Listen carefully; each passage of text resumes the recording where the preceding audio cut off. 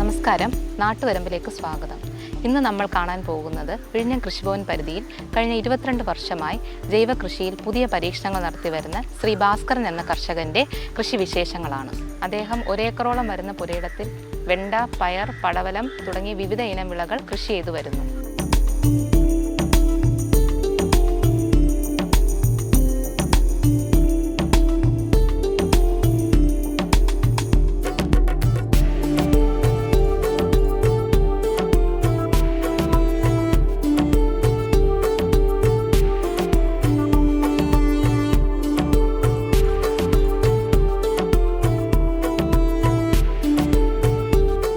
നമ്മളീ നിൽക്കുന്നത് ഭാസ്കരൻ ചേട്ടൻ്റെ വെണ്ടത്തോട്ടത്തിലാണ്. കൃഷിഭവനിൽ നിന്ന് നൽകിയ ഹൈബ്രിഡ് ഇനം വെണ്ടത്തൈകളാണ് അദ്ദേഹം ഇവിടെ കൃഷി ചെയ്തു വരുന്നത്. ഇപ്പോൾ ഇത് ഏകദേശം 45 ദിവസം പ്രായമായ വെണ്ടച്ചെടികളാണ്. അദ്ദേഹം നിലവിൽ വിളവെടുത്തുകൊണ്ടിരിക്കുന്നു.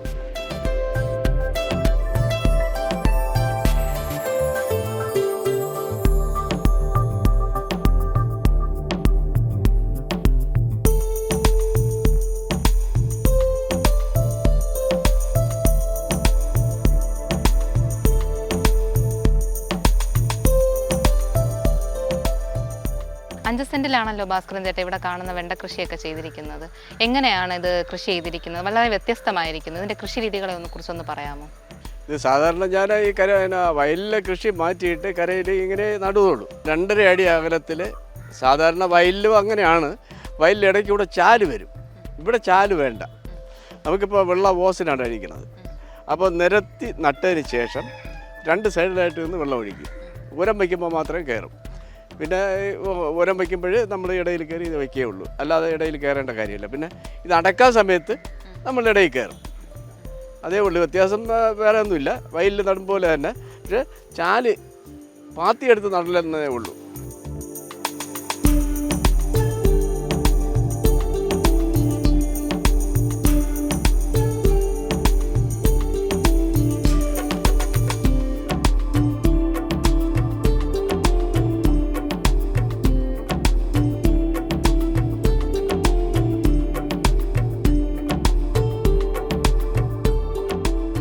ഭാസ്കരൻ ചേട്ടാ, ഈ കീടങ്ങളെയൊക്കെ തുരത്താൻ ഭയങ്കര പാടല്ലേ? എന്താ ഭാസ്കരൻ ചേട്ടാ? ഇല്ല, അതിന് വേറൊരു കാര്യമുണ്ട്. നമ്മളിപ്പോൾ ഈ കെമിക്കലില്ലാതെ പിന്നെ 5 ഇനം പച്ചില, കശപ്പുള്ള 5 ഇനം പച്ചില നല്ല ഗോമൂത്രത്തിൽ അറഞ്ഞിട്ട് അതിന് 7 ദിവസം രാവിലെയും വൈകുന്നേരവും ഓരോ പ്രാവശ്യം ഇളക്കിയിട്ട് വൈകുന്നേരം 7 ദിവസം കഴിഞ്ഞിട്ട് അതിനെ ഊറ്റിയെടുത്തിട്ട് 1 ലിറ്റർ എടുത്തിട്ട് 75 ഗ്രാം കാന്താരി മുളക് അതിൽ അരച്ച് ചേർത്ത് 9 ലിറ്ററാക്കി സ്പ്രേ ചെയ്യും.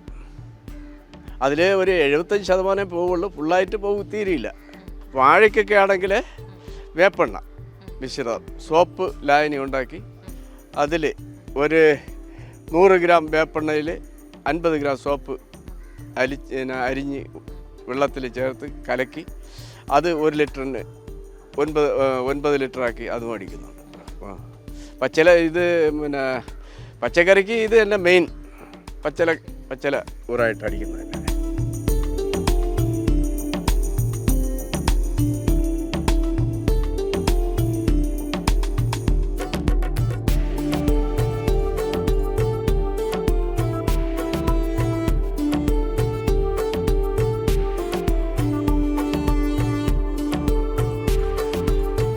നമുക്ക് നട്ടൊരു എത്ര പ്രായം മുതൽ കീടങ്ങളുടെ രോഗങ്ങളുടെ ആക്രമണം നമുക്ക് കണ്ടു തുടങ്ങും? ഇപ്പോൾ 2 ആഴ്ച കഴിയുമ്പോൾ അതിൻ്റെ ആരംഭം ഇടും. അപ്പോൾ നമ്മൾ ഈ പിന്നെ പച്ചില കീടനാശിനി അടിച്ച് 1-2 പ്രാവശ്യം അടിച്ചാൽ മതി, അങ്ങ് മാറും.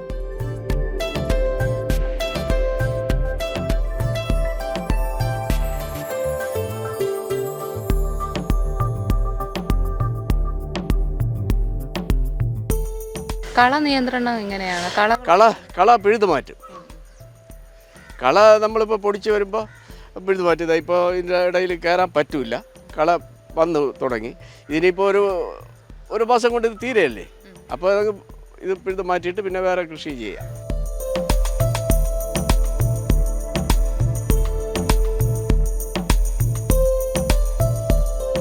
ഈ വെണ്ട കൃഷിയിൽ നമുക്ക് എത്ര കാലം ഇങ്ങനെ വിളവെടുക്കാൻ സാധിക്കും? അത് വെണ്ട പിന്നെ തഴച്ച് വളർന്ന് പൊങ്ങുന്നത് വരെ നമുക്ക് കിട്ടും. പക്ഷേ അത് എത്ര നാളെന്ന് പറയാനൊക്കില്ല. ഇപ്പോൾ ഇത് തന്നെ ഇതിൽ മണ്ട തേഞ്ഞ് വരുന്നുണ്ട്. ഇതിലിപ്പോൾ ഒരു 5-6 കാ അടത്തിട്ടുണ്ട് ഒന്നിൽ. ഇനി ചിലപ്പോൾ 2-4 കാ കൂടെ അടക്കാൻ കിട്ടും. ചിലപ്പോൾ ഒരു മാസം തുടർച്ചയായിട്ട് നമുക്ക് കിട്ടും. ഒരു മാസത്തിൽ ഒരു 15 ദിവസം അടക്കാൻ കിട്ടും, അതേ ഉള്ളൂ. അത് കഴിഞ്ഞാൽ തീരും. പിന്നെ നമുക്ക് ഇത് മാറ്റിയിട്ട് വേറെ എന്തെങ്കിലും കൃഷി ചെയ്യും.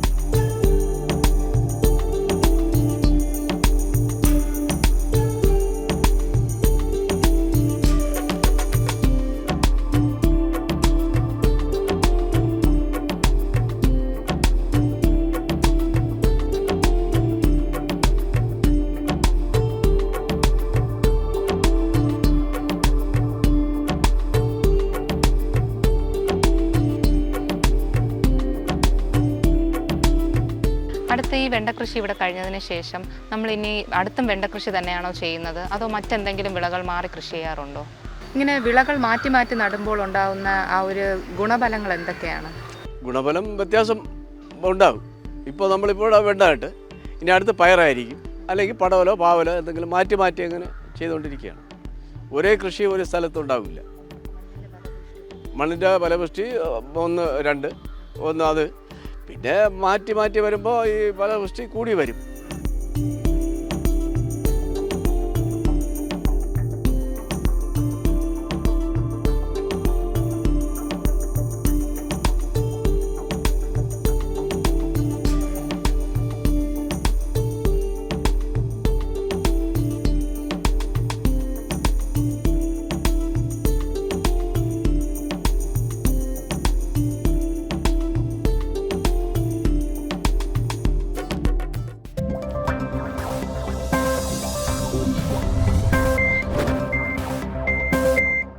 നാട്ടുവരമ്പിൽ ഇനി ഒരിടവേള.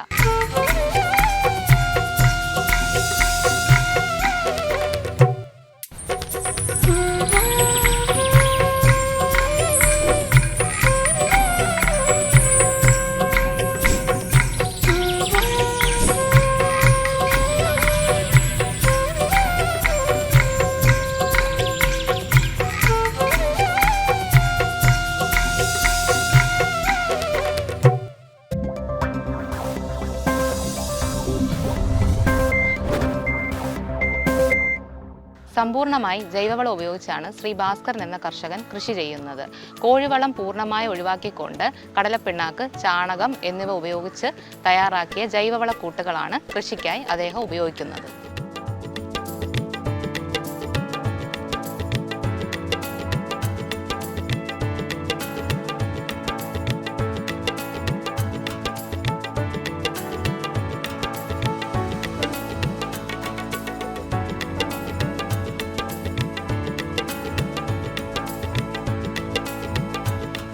ഞാൻ തന്നെ ജൈവ കൃഷിക്ക് ഉണ്ടാക്കുന്ന വളക്കൂട്ടാണിത്. ഇത് ഉണ്ടാക്കുന്ന രീതിയാണെങ്കിൽ 10 ലിറ്റർ ഗോമൂത്രം, ഒരു 5 കിലോ ചാണകം, ഇത് ഒരു ബാരലിലിട്ട് അത് ബാരൽ നിറച്ചിടും. അത് ഈ 10 ലിറ്ററിൻ്റെ കണക്കാക്കി ചാണകം. അപ്പോൾ 1 ലിറ്റർ 200 ലിറ്റർ വരെ കൊള്ളുന്ന ബാരലാണ്. അതിൽ ഇത് നിറച്ചിട്ട് പിന്നെ ശർക്കര ഒരു 1/2 കിലോ ശർക്കര ഈ ബാരലിനകത്തിടും. ഇതിൽ കൂടെ ഇട്ട് കലക്കിയിട്ടാക്കി ഡെയിലി ഒരു നേരം കലക്കിയിട്ട് 3ൻ്റെ അന്ന് അതിനെ 1 ലിറ്റർ എടുത്തിട്ട് ഇതിനൊരു പാത്രം എടുക്കും. ഇതിനൊരു പാത്രം എടുത്തിട്ട് 6 പാത്രം വെള്ളം ഒഴിച്ചാണ് മൂടുകളിൽ ഒഴിക്കുന്നത്. അതിൽ കൂടെ കടലപ്പിണ്ണാക്ക് വാങ്ങിച്ച് പുളിപ്പിക്കും. പുളിപ്പിച്ച് അതും കൂടെ ചേർത്താണ് ഇതിന് കലക്കി ഒഴിക്കുന്നത്.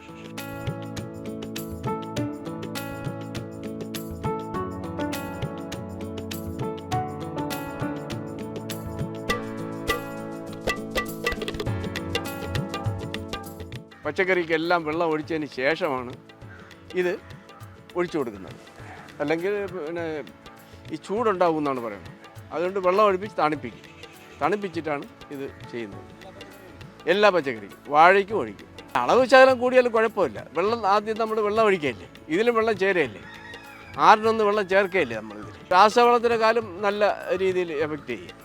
ഗോമൂത്രത്തിൻ്റെ ഇതാണല്ലോ, യൂറിയയുടെ ഇതാണല്ലോ ഗോമൂത്രം, അത് നല്ല രീതിയിൽ കിട്ടും. പക്ഷേ കൊലയൊക്കെ ആണെങ്കിൽ നല്ല വെയിറ്റ് കാണും.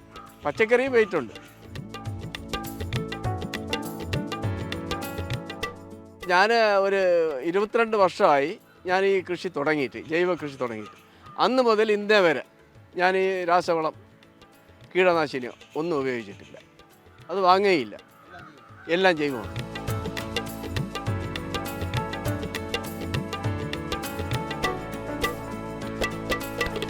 നമ്മളിപ്പോൾ നിൽക്കുന്നത് പടവലം കൃഷി ചെയ്യുന്ന 5 സെൻറ്റ് പുരയിടത്തിലാണ്. വളരെ വ്യത്യസ്തമായ ഇനം പടവലമാണ് ഇവിടെ കൃഷി ചെയ്യുന്നത്.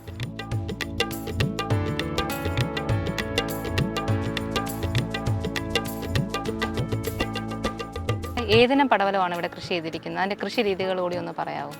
കൗമുദി എന്ന് പറഞ്ഞ ഇനമാണ് ഇവിടെ നട്ടിട്ടുള്ളത്. സാധാരണ നമ്മൾ നടുപോലെ നട്ട് പന്തലിട്ട് ചെയ്തേക്കുന്നതാണ്. കാർഷിക കടയിൽ നിന്ന് വാങ്ങിയ വിത്താണ്. അത് ഞാൻ ഇവിടെ കൊണ്ടുവന്ന് മുളപ്പിച്ച് ഇവിടെ നട്ടു. ഇത് പിന്നെ സാധാരണ പച്ചക്കറികളെല്ലാം 45 ദിവസം കഴിയുമ്പോൾ അതിന് വിളവെടുക്കാൻ. പടവലമാകുമ്പോൾ ഒരു 60 ദിവസം വേണം. 55-60 ദിവസത്തിൽ അത് വിളവെടുക്കാം.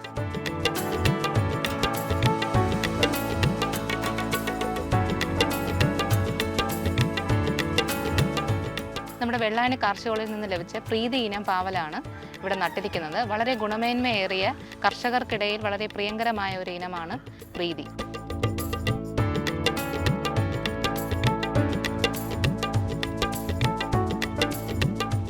ജൈവ വിപണിയിൽ ഏറ്റവും കൂടുതൽ ആവശ്യക്കാരുള്ള ഒരു ഇനമാണ് പ്രീതി ഇനം.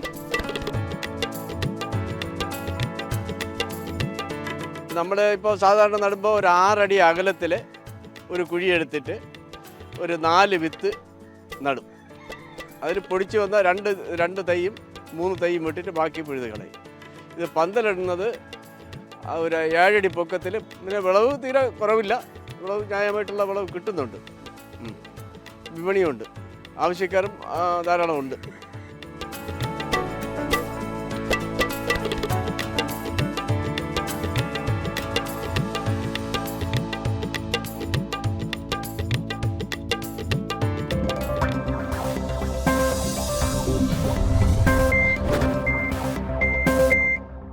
നാട്ടുവരമ്പിൽ ഒരു ഇടവേള കൂടി.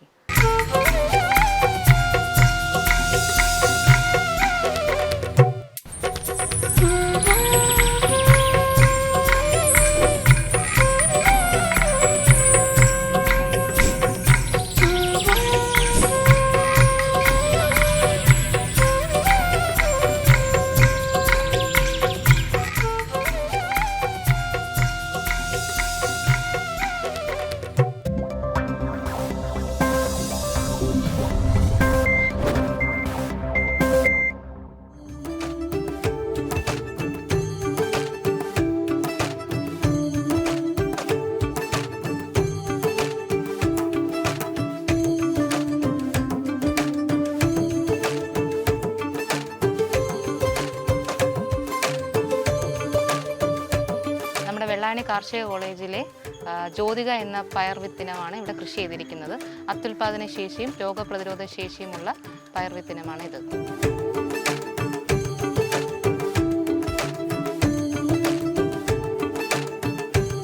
വിളവ് സാമാന്യം ദോഷമില്ലാത്ത രീതിയിൽ ഇത് കിട്ടുന്നുണ്ട്.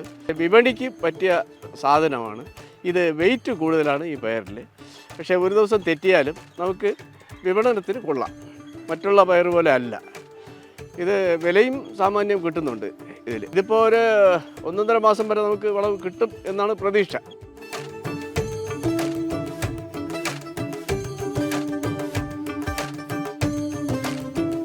ഇത് നടുന്നതാണെങ്കിൽ നമ്മളിപ്പോൾ ഒരു അടി അകലത്തിൽ ഒരു മൂട് നടും.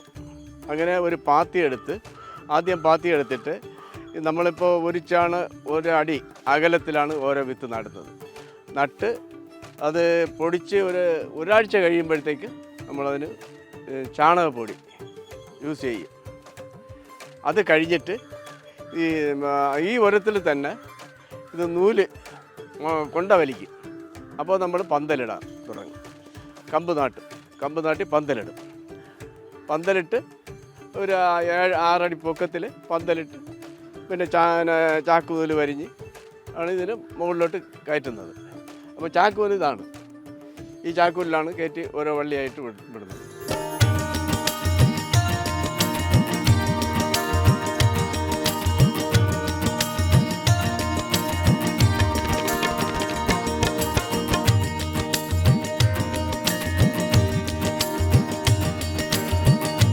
ജൈവ കൃഷിയിൽ കർഷകർ നേരിടുന്ന പ്രധാന വെല്ലുവിളിയാണ് കീടങ്ങളുടെ ആക്രമണം.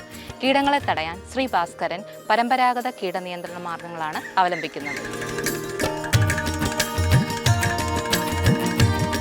കൃഷിഭവനിൽ നടപ്പിലാക്കി വരുന്ന ഭാരതീയ പ്രകൃതി കൃഷി പദ്ധതിയിലും അംഗമാണ് ഭാസ്കരൻ ചേട്ടൻ. നമ്മുടെ ഭാരതീയ കൃഷി പദ്ധതിയിലൂടെ അദ്ദേഹം നമ്മുടെ ജൈവവള കൂട്ടുകൾ ഉണ്ടാക്കുകയും അതിനോടൊപ്പം അനുബന്ധിച്ച് അത് കൃഷിയിടത്തിൽ പരീക്ഷിക്കുകയും വളരെയധികം നല്ല രീതിയിലുള്ള വിളവുകൾ ലഭ്യമാവുകയും ചെയ്യുന്നുണ്ട്. ഇതിനകത്ത് ഗോമൂത്രം, ചാണകം 10 ലിറ്റർ ഗോമൂത്രത്തിന് 5 കിലോ ചാണകം എന്ന തോതിൽ ഈ ബാരലിൽ നിറച്ചിട്ട് പിന്നെ ഈ ബാരലിൽ നിറഞ്ഞു വരുമ്പോൾ 1/2 കിലോ ശർക്കര ഇതിലിടും. ഇട്ടിട്ട് കലക്കി ഇട്ടിട്ട് പിറ്റേ ദിവസം വേണമെങ്കിൽ നമുക്ക് ഉപയോഗിക്കാം. അല്ലെങ്കിൽ 2 ദിവസം കഴിഞ്ഞിട്ട് പിന്നെ 6 വെള്ളം ചേർത്ത് ഡൈല്യൂട്ട് ചെയ്ത് ഈ പച്ചക്കറിയൊക്കെ ആയിരുന്നാലും വാഴയ്ക്കായിരുന്നാലും എന്തെന്നായാലും ഒഴിക്കാം. പക്ഷെ വെള്ളം ഒഴിച്ചതിന് ശേഷമേ ഇത് കലക്കി ഒഴിക്കാവൂ. ഈ മിശ്രിതത്തിൽ യൂറിയയുടെ അംശം ഉണ്ടെന്നാണ് പറയുന്നത്.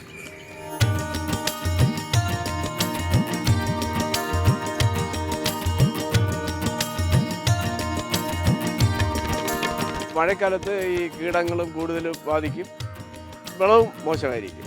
ഈ വേനൽക്കാലത്ത് നമുക്ക് വിളവുണ്ട്. ഇപ്പോൾ ഞാൻ ഈ കൃഷി ചെയ്തതിൽ ഏറ്റവും കൂടുതൽ വെണ്ടയും പയറുമാണ് എനിക്കിപ്പോൾ കൂടുതൽ കിട്ടുന്നത്. പൂർണ്ണമായിട്ടും ജൈവ രീതിയിലാണല്ലോ കൃഷി ചെയ്തു വരുന്നത്. ഇതിൻ്റെ വിപണന സാധ്യതകൾ എങ്ങനെയൊക്കെയാണ്? നമുക്ക് ഇവിടെ മികച്ച വില ലഭിക്കുന്നുണ്ടോ? ഞാൻ പച്ചക്കറി കൊടുക്കുന്നത് തണലെന്ന് പറഞ്ഞൊരു സംഘടന എനിക്കുണ്ട്. 22 വർഷമായിട്ട് അവരാണ് എന്നെ ഈ ഫീൽഡിൽ കൊണ്ടുവന്നതും. അവർ സാധനം എടുത്തോളാമെന്ന് പറഞ്ഞ് അങ്ങനെ ഞാൻ കൃഷി ചെയ്ത് അവർക്ക് കൊടുത്തുകൊണ്ടിരിക്കുകയായിരുന്നു. ഇപ്പോൾ മുമ്പ് ഒരാഴ്ചയിൽ 3 ദിവസം അവർ വന്നെടുത്തുള്ളത്. ഇപ്പോൾ ഒരാഴ്ചയിൽ 1 ദിവസമേ വരുള്ളൂ.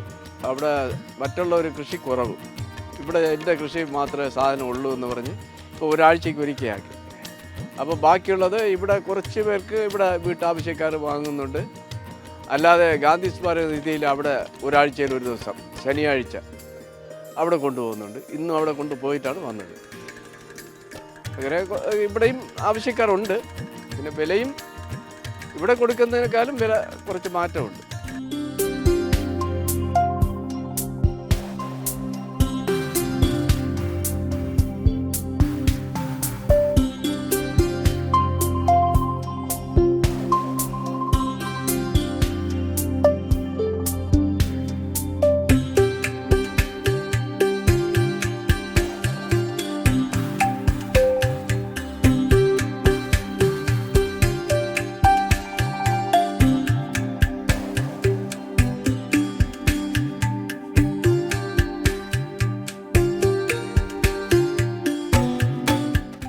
ശതമാനം ജൈവത്തിലാണ് ഞാൻ ചെയ്യുന്നത്. ലാഭം കുറഞ്ഞ ചില സമയത്ത് നഷ്ടം വന്നിട്ടുണ്ട്.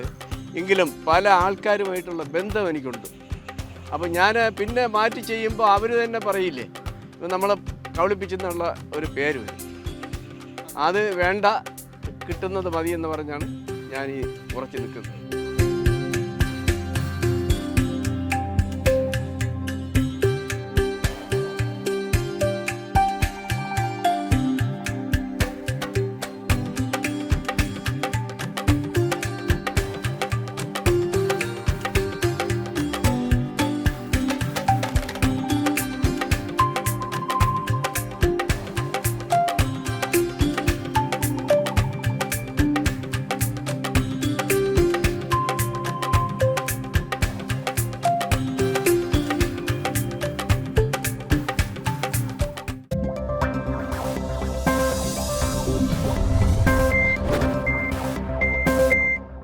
നമുക്ക് നഷ്ടമായി കൊണ്ടിരിക്കുന്ന കാർഷിക സംസ്കാരം വീണ്ടെടുക്കാൻ ശ്രീ ഭാസ്കറിനെ പോലെയുള്ള കർഷകരുടെ ശ്രമങ്ങൾ ഗുണകരമാകും. നാട്ടുവരമ്പിൻ്റെ ഈ അധ്യായം സമാപിക്കുന്നു. നന്ദി, നമസ്കാരം.